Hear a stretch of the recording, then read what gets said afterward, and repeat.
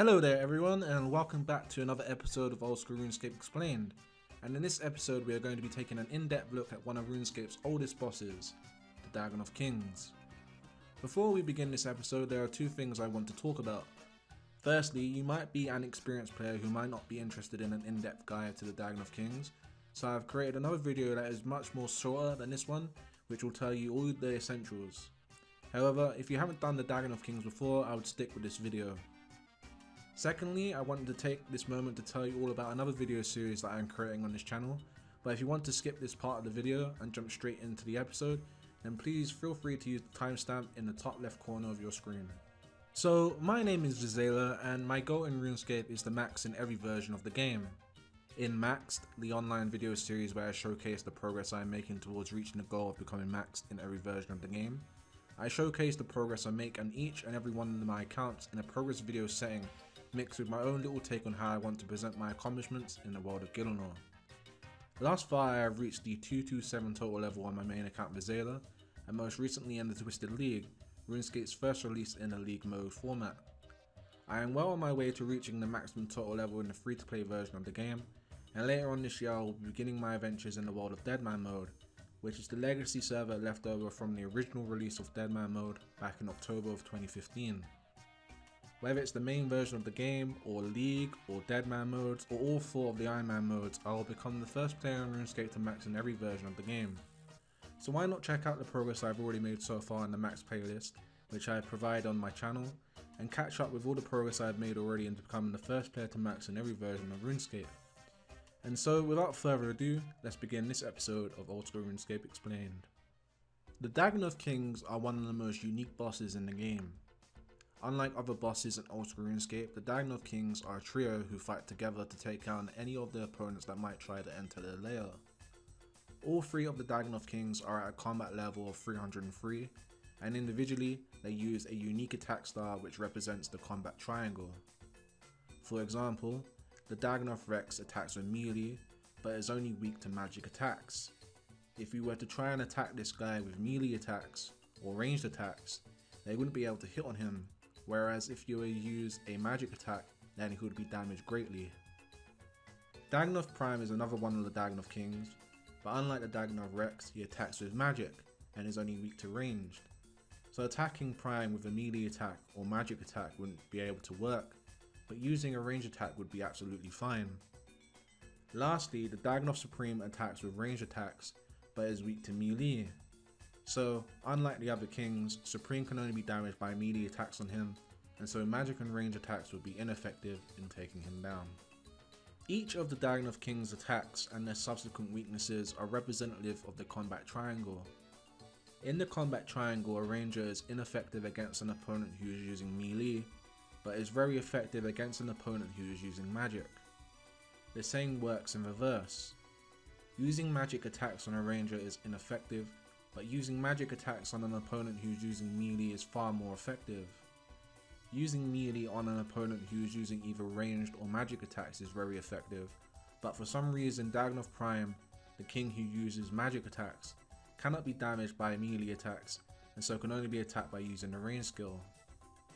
Understanding the combat triangle and how it works with the Dagganoth Kings is very useful, as it will help you remember what king is weak to each different attack style available to your character, and what attack style they can use when fighting each of them. Okay, so now that we understand what the Dagganoth Kings can do and their weaknesses, we can talk about how to get to the lair found in the Waterbirth dungeon. Before we can get into that though, we need to talk about some of the things that you're going to need before entering their lair. Firstly, you should be base 90s in all your combat skills. If you are under level 90 in attack, strength, defense, range or hit points, then you aren't going to be able to solo the Dagganoth Kings. However, the Dagganoth Kings can be found in a multi-combat zone, so if you were to go with another person with both you being level 80 or above in each of these skills, then you'll probably be fine, but I would definitely recommend being level 90 or above before going to the Dagganoth Kings. The fastest way of getting to level 90 in each of these skills is in the Nightmare Zone, so if you're looking to do Dagganoth Kings efficiently whilst training to the Slayer skill, or just looking to do some bossing, then why not check out the Oldschool Runescape Explained episode about the Nightmare Zone, which will help you get to level 90 in each of these skills in a short amount of time. The second thing that you're going to need is at least the completion of the Framnik Trials quest.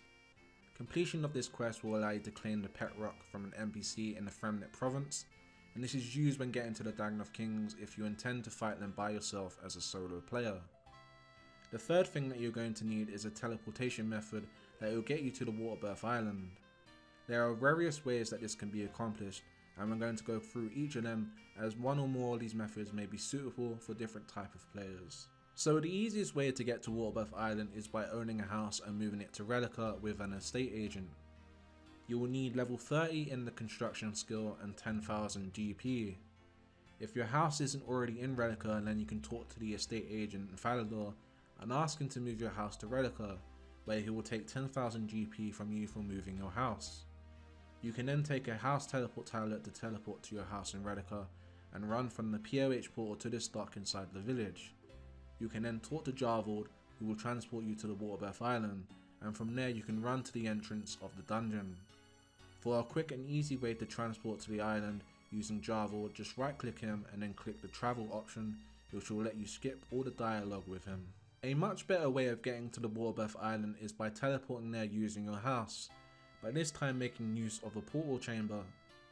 To have a portal chamber in your house, you need level 50 in the construction skill this time, and the materials to create both a teleport focus and a teak portal. The materials for creating these things can be found on screen if you haven't already constructed them in your house. You must then have completed the Lunar Diplomacy quest. Completion of this quest will grant you access to the Lunar Spellbook and the Waterbirth Island teleport. After you have completed this quest, you can open a portal to the Waterbirth Island with your teleport focus, and you will need this amount of runes in order to open one, which can now be found on screen. Opening a portal to the Waterbirth Island this way is permanent and will allow you to have more inventory space for fighting the kings, as well as letting you use a different spellbook other than Luna's, such as the Ancient Spellbook, which is much more useful when fighting the Dagganoth Kings. We will talk more about the Ancient Spellbook and its uses later on in the episode. Last but not least, you can get to Waterbirth Island by using the hard or elite boots from the Framnik Diary. The hard boots grant one teleport to Relica per day, and once used, you can then run to Jarvold and take his boat to the Waterbirth Island, much like the first method I showed you. The elite boots grant unlimited teleports to Relica per day, and having the elite diary completed will allow players to pick up noted Dagganoth bones, which make the kings very profitable. Much like getting base level 90s, I would always recommend to complete the elite Framnik diary too, but unlike getting level 90s in the skills I spoke about earlier, this isn't completely necessary to fight the Dagganoth Kings and would only make you more GP per hour if you had completed it. Despite the method you decide to use to get to the Dagganoth Kings, we can now talk about actually getting to the lair itself. We need to talk about what you should bring to fight the Dagganoth Kings and what your inventory should look like before getting there, as there is a method of maximizing your inventory space before heading to the Dagganoth Kings. Okay, so first let's talk about the drop method and then I will show you how to get there. Whether you are using the Relica POH method, the Waterbirth Island teleport method, or the Framnik boots, we can apply this drop method to each and every one of them, and this must be done in order to make sure the inventory has the best supplies possible when fighting the kings. So we're going to grab a ring of dueling and 2 house teleportation tablets. We're going to teleport outside the Relica POH and drop a sourdough and brew. Then, using the ring of dueling, we're going to teleport to Castle Wars and bank the dueling ring. Then we are going to withdraw the supplies that we need for fighting the Dagganoth Kings. To make this faster, make sure to have the gear that you are going to bring equipped and in your inventory before starting.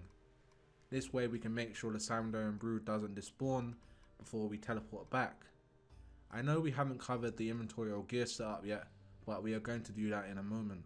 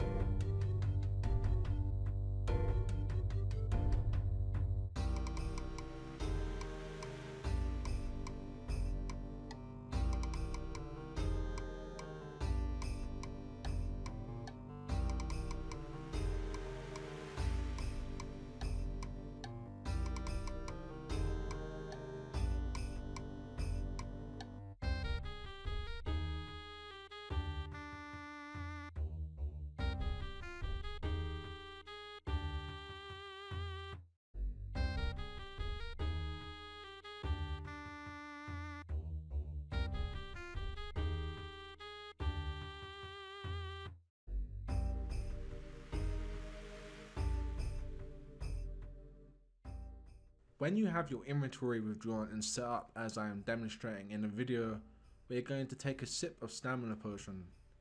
Bank the stamina potion and withdraw an extra Sanfru serum so that all your inventory spaces are full of the necessary potions and equipment that you will need to fight the kings.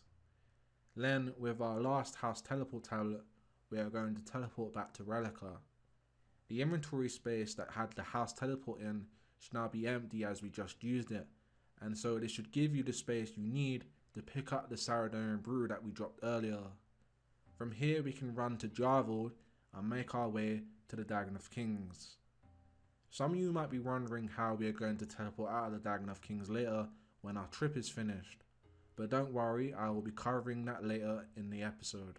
So now that we know about the drop method, we can get into our inventory and gear setups. This part of the episode is perhaps the most trickiest to cover, so I'm going to cover the type of setups that I would recommend for someone who is base level 90s and plans to do the Dagganoth Kings as a solo player. But please feel free to upgrade or swap out the gear that might be more suitable to you if you are planning to do Dagganoth Kings with a partner or in a group. Firstly, let's talk about boots. The best in stock boots for Dagganoth Kings are Guardian boots. They require level 75 defense to wear, and they give the best range protection for boots in the game, which is extremely useful when fighting the Dagganoth Kings, because there are two types of NPCs in the King's Lair who will be attacking you constantly throughout your trip. If you cannot afford Guardian boots, then I would recommend Bandos boots next, which require level 65 defense to wear. They give a plus 15 range defense bonus and are a much better alternative than Dragon boots when fighting the Dagganoth Kings. But if you cannot afford Guardian or Bandos boots, then Dragon would be your third and final best in slot for fighting the Kings. For your glove slot, I would only recommend Barrow's gloves.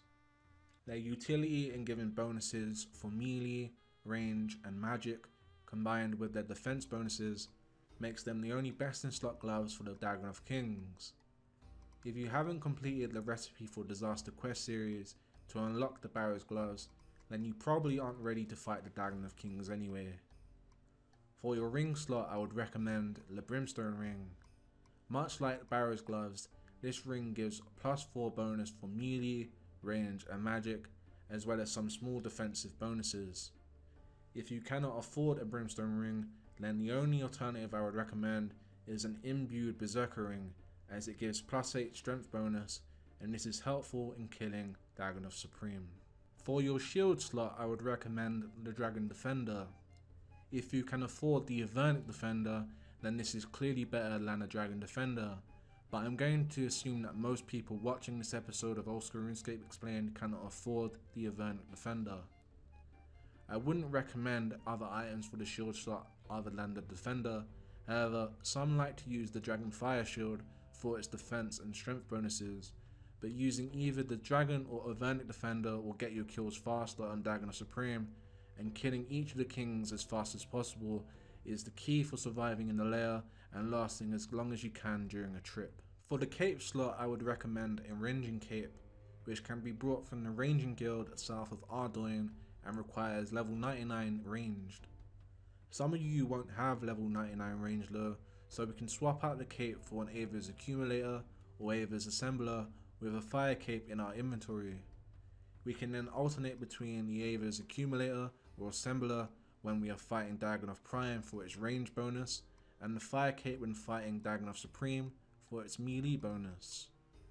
A range skill cape is better than both of these however, because you wouldn't need to worry about switching between gear as you'll be wearing the skill cape throughout the entire trip, and it has a better prayer bonus than both the fire cape and the Ava's Assembler or Accumulator, which is more important when fighting the Dagganoth Kings. For your helmet slot, I would recommend an imbued Slayer helmet. Dagganoth Kings can be killed whilst your character is on a Slayer assignment for Dagganoths, and so the Slayer helmet will give you extra damage accuracy when fighting the Kings. However, it must be an imbued Slayer helmet if you want an extra damage accuracy when fighting Dagganoth Prime and Dagganoth Rex, as a normal Slayer helmet doesn't give extra accuracy for magic or range skills. Only an imbued version accomplishes this. For the rest of your gear, I would recommend this setup with the aforementioned slots being filled buy my recommended items. Please also take notice of the gear that I have in my inventory. You can swap in or out gear based on what you can afford or what you have. So for example, if you cannot afford a Saradomin Godsword, then you may want to swap the Helmet of Nesnot for a Guffin's Helm and a Rurax Plate Skirt for Guffin's Chainmail, as you would need Guffins for healing during your trip. Alternatively, you can upgrade the Helmet of Nesnot to a Nesnot Face Guard and a Rurax Skirt to Bandos Tassets, as these give better bonuses. Keep in mind that I am recommending these helmets over the Slayer helmet because they are best in slot for doing Dagganoth Kings without a Slayer assignment. However, if you do get assigned Dagganoths, then the imbued Slayer helmet is always best in slot. Also, if you cannot afford a Toxic Blowpipe, then I wouldn't do the Dagganoth Kings without one. However, there is one alternative to the Toxic Blowpipe that is much cheaper but has more requirements, which I'll be talking about more towards the end of the episode, and was something I discovered during my testing of the Crystal Armor set after Song of the Elves was released last year. Please keep in mind that some of this gear might not be affordable. For example, the Necklace of Anguish is extremely useful when fighting Prime, but might be out of your price range, and therefore an Amulet of Fury would be best in slot for fighting Prime, as it gives some bonuses to range. If you do not have a Necklace of Anguish, then fill the slot with an extra Sanfu Serum instead. Inside of your rune pouch, I would recommend having the runes necessary to cast Blood Barrage. Blood Barrage requires level 94 in the magic skill and access to the ancient spellbook, which is unlocked through the completion of the Desert Treasure quest. If you do not have level 94 magic, then an alternative is the Blood Brit spell, which requires level 80 magic. These spells can be used to heal on Dagganoth Rex or on the NPCs found in the Dagganoth King's lair, and will make your trips last longer.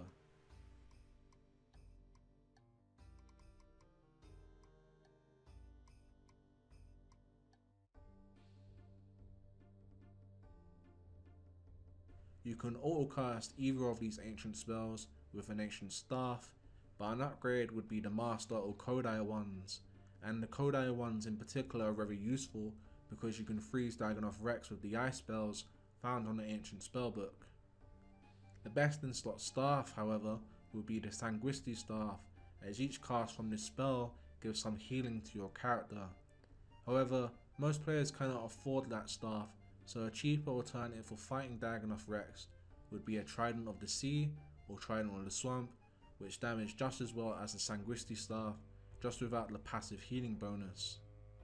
Please feel free to swap in or out gear based on what you can afford and what you have, but please keep in mind that all three styles in the combat triangle possess weapons and equipment that can give you heals while fighting the Dagganoth Kings, and this is very important as most of the things that you heal with will make you last longer whilst fighting the Dagganoth Kings.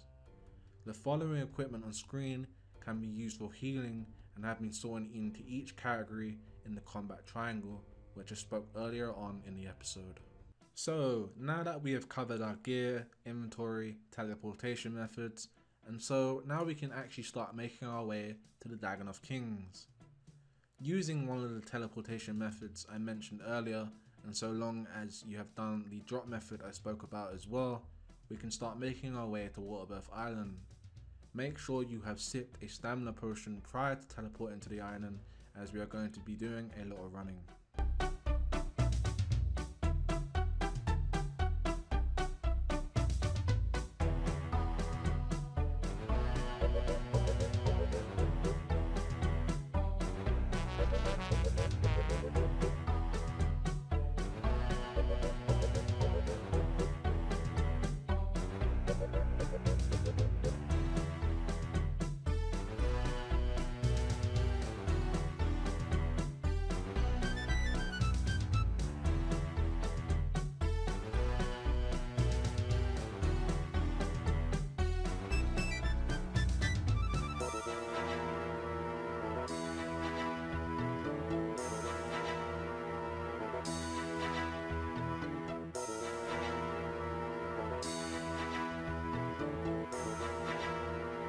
When we reach the gate, we can drop the pet rock on one of the pedestals and then position our character on the other side. Alternatively, if you've come here with a partner, then they can instead step on that pedestal and you're on the other one, and then both of you can open the gate and run up together. This will then allow you to run further into the dungeon as the gate will now be open, and make sure to have the protect from melee prayer active whilst running through the rock caves, as they can hit quite high on your character. When we reach the ranged obstacle, we can turn our protect from melee off and equip our rune throwing axes. We must first activate their special attack, which can be done by pressing the orb underneath your run energy near the map. Then we must click and throw it at the middle obstacle, which will then cause the axe to rebound around and take all three out, which will then open up the ladder.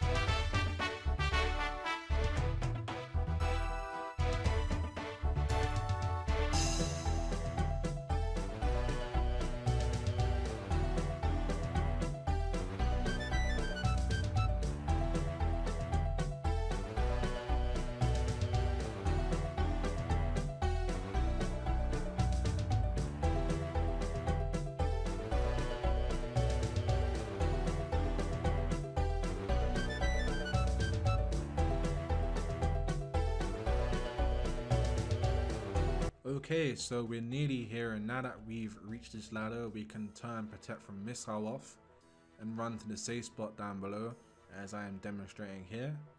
Protect from melee if you have to from the rock lobster, as when you're running into the safe spot he can hit you. We are going to stand here until our run energy comes back to 50, as we are going to need run energy for the rest of the way to the Dagganoth Kings.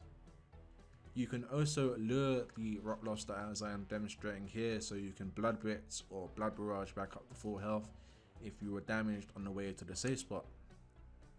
When your run energy is 50, you can turn protect from melee back on until we run the corner. This will protect you from the rock lobsters. Then heading south, put on protect from magic.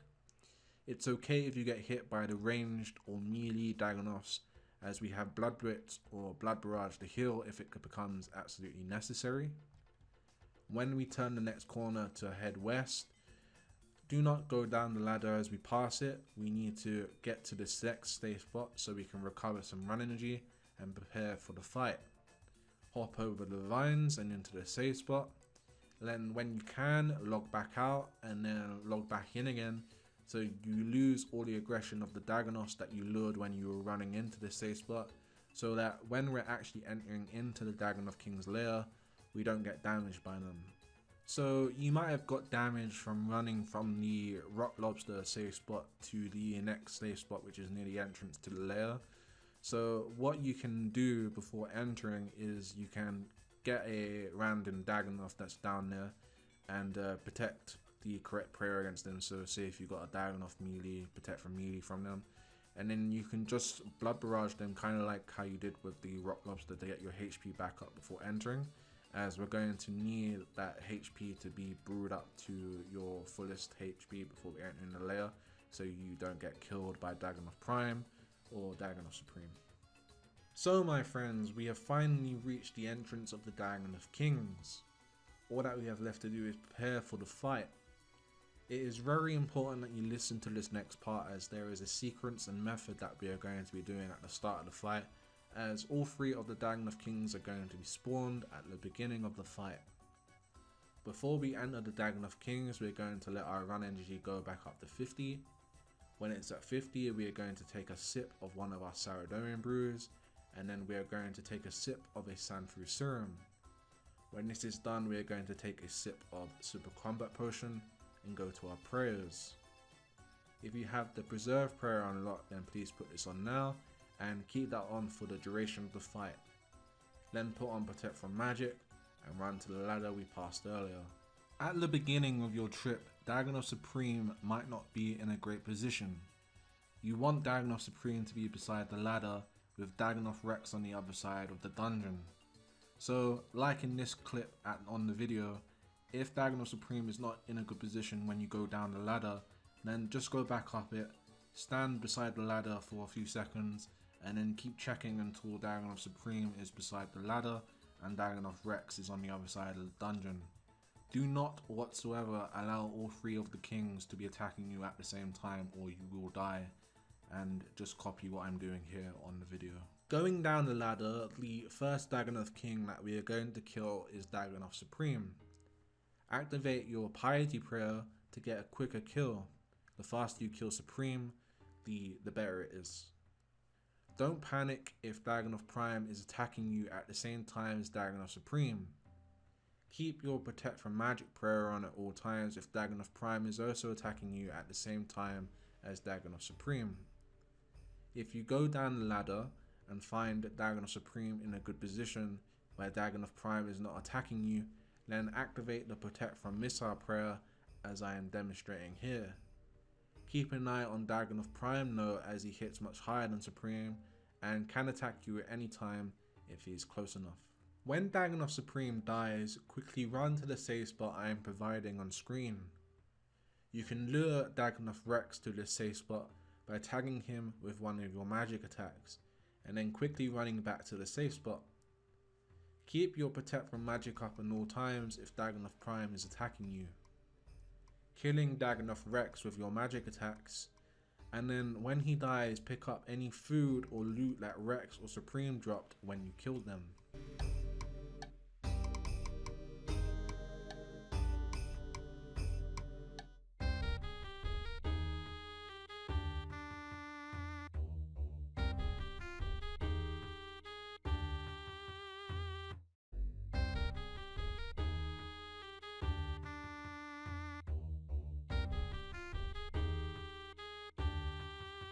When both Dagganoth Supreme and Dagganoth Rex are killed, run from the safe spot and into Dagganoth Prime's territory, and make sure to protect from Mage at all times.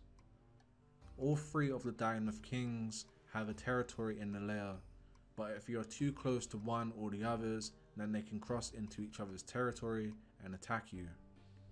If you stand in the correct spaces when standing in Dagganoth Supreme or Dagganoth Prime's territory, then the other won't be able to attack you. So for example, here I am in Dagganoth Prime's territory, ranging Prime down with my blowpipe, and I am in a position where Supreme cannot attack me when he respawns.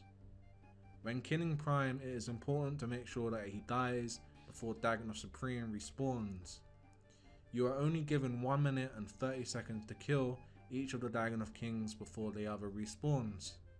You can increase the damage and ensure Prime dies before Supreme respawns by putting on your Eagle Eye or Rigor players to increase your range damage with your blowpipe, as I am demonstrating here. Now that all three Dagganoth Kings have died, we have begun what is called the rotation. In this rotation, Dagganoth Supreme will always spawn first, as he was the first king you killed, followed by Dagganoth Rex, and then by Dagganoth Prime. To make your trip last as long as possible, you need to maintain this rotation as much as possible. It's bad where there are 2 or more Dagganoth Kings spawned at the same time, so make sure to use your super combat potions, bastion potions, and prayers to make sure each king dies before the other one respawns after you've begun the rotation. When your trip is ended and you have run out of supplies, quickly run out of the lair to the ladder and run to the safe spot I showed earlier. Go to your minigame teleports menu, select the Clan Wars option, and then click teleport. You will be safely teleported out of the Waterbirth dungeon to Clan Wars, where you can bank and restore your HP or prayer inside the Clan Wars portal, as I am demonstrating here. So before I end this episode, I wanted to share something that I've learned after doing some playtesting with the Crystal Armor set, which was released into the game last year as part of the Song of the Elves launch. Some players might find Dagganoth Kings to be more relaxing, particularly with the rotation of the kings, by bringing crystal armor and a crystal bow instead of a blowpipe, and other ranging armor such as Carol's or Blessed Dragonhide. When fighting the kings, it can be very difficult sometimes to maintain the rotation and keeping both Dagganoth Primes and Supreme from spawning on each other. But with the crystal armor and bow, this doesn't become a problem. Due to the range of the crystal bow, you can kill Dagganoth Prime from a very long distance, which eliminates Dagganoth Supreme from becoming aggressive to your character. The crystal armor set provides 15% damage and 30% accuracy boost to the crystal bow, meaning that this is a viable way of killing Prime whilst avoiding Supreme spawning at the same time in a position where, if you were using a blowpipe, would cause both kings to start attacking you at the same time. Prayer flicking both Supreme and Prime at the same time can be very difficult for someone who is a novice at prayer flicking, so I think this is a great alternative to the blowpipe and conventional armor. Think of it as a very budget twisted bow or something. And that, my friends, was everything that you needed to know about the Dagganoth Kings. My name is Vizela, the narrator and editor behind this video essay on the Dagganoth Kings. And if you want to keep yourself up to date with every episode of Oldschool Runescape Explained, then why not follow the Explained Twitter handle, where I post every episode that goes live on my channel. YouTube sometimes doesn't show my content to my subscribers in their subscription boxes or recommended pages, so if you enjoy Oldschool Runescape Explained, then this is the best way to keep up to date with every episode. Also, Maxed, my other video series where I'm going to become the first player to reach 99 or in every game mode, also has a Twitter handle that you can follow and keep up to date with every episode of Maxed.